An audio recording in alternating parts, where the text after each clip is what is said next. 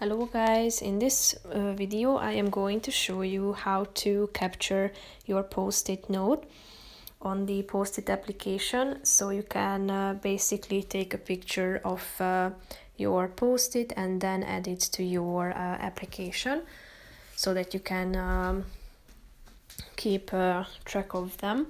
But first I just want to mention, don't forget to subscribe to my channel because at 10,000 subscribers I am going to show you my whole YouTube revenue statistics and growth strategy, how to make money online. So let's jump into it.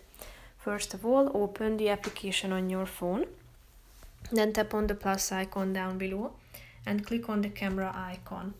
After that, you should position your phone to the post-it, hold your camera steady and hold your finger on the camera icon down below. After that, you should tap on the create board button down below if you are satisfied with the picture. And as you can see, it has been cut out and you will be able to find your to-do list, and the handwriting recognition function is also enabled, meaning that you are going to find the text of your handwriting in an editable text below the post-it itself, so you can edit it here as well. So that's pretty much it for this video guys. See you in the next one. Bye bye.